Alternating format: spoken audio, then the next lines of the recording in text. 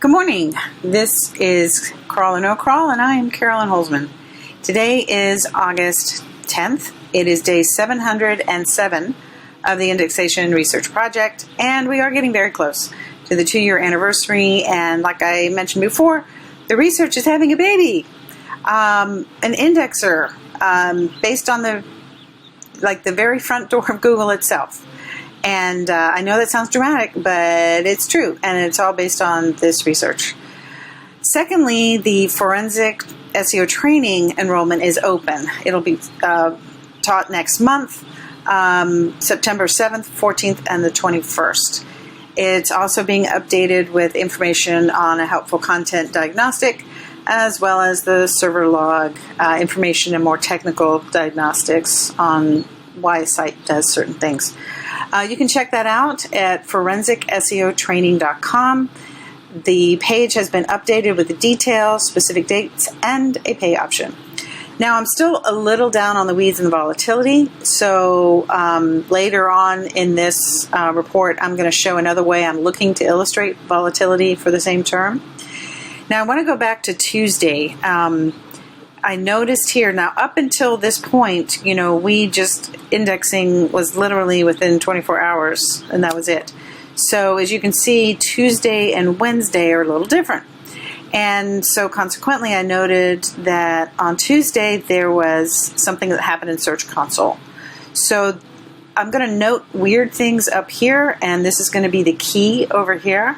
So feel free to kind of casually check this out as well. Now, what it did on Tuesday is this. It rejected my indexation request, which of course I'm like, that's not normal. And so by looking closer at the report where it says view the live test report, this is just a screenshot. The problem, they said, was that there was no robots.txt file. I can assure you there is and always has been a robots.txt file, but I went ahead and checked it anyway to make sure. Everything was fine. There were no, I checked the server just to make sure, was it a blip? But nope, we can confine it to the Search Console. And also on that day, Google announced their change in the HowTo and frequently asked question-rich results.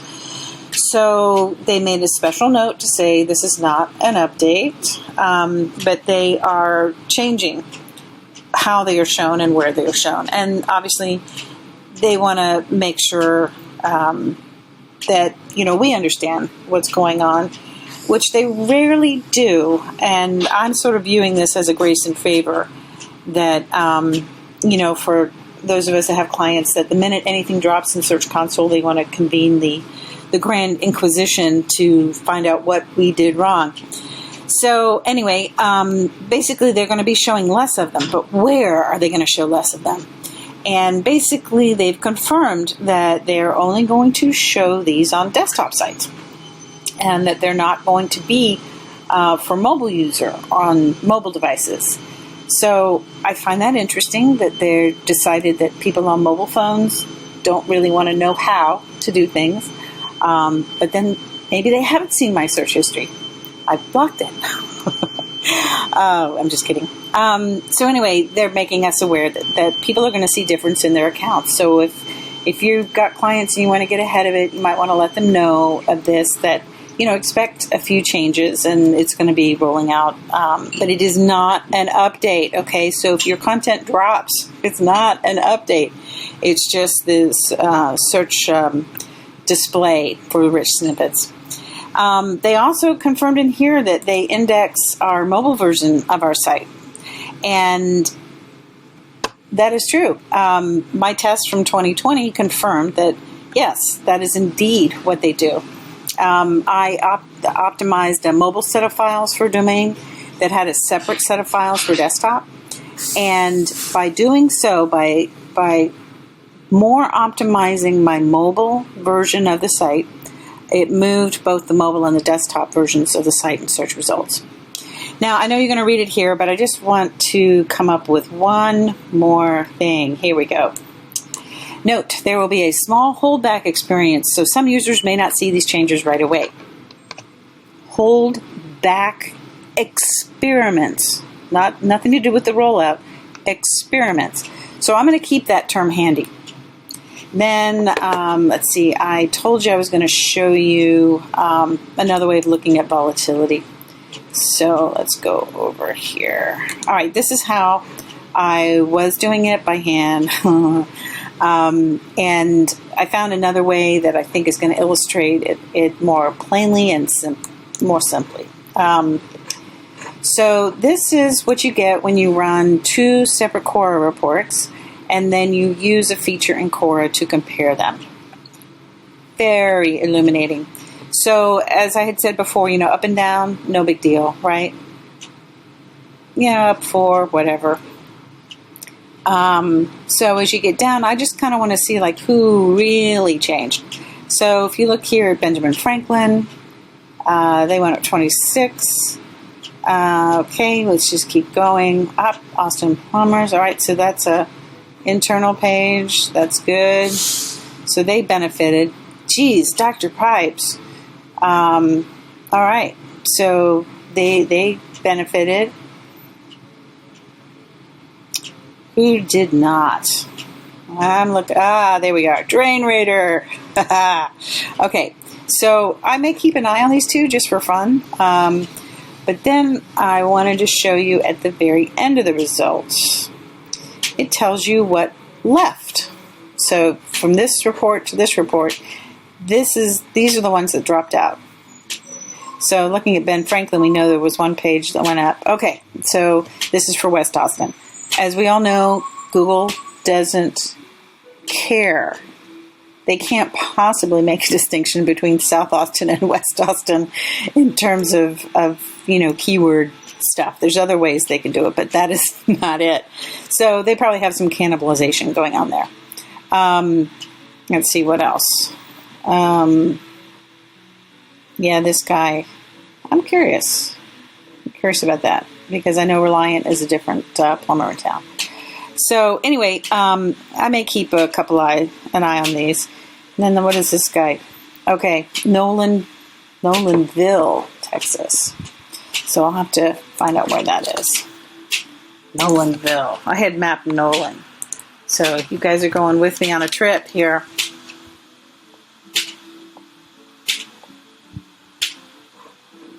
Okay, it's about an hour away. So, So I think we have another way to verify that, once you get down to the to page 10, you're really not in local results. Okay? All right. But wait, there's more. I see enough evidence to confidently assert that helpful content is all about the relevancy of the content to the majority of the existing content, but at a domain level.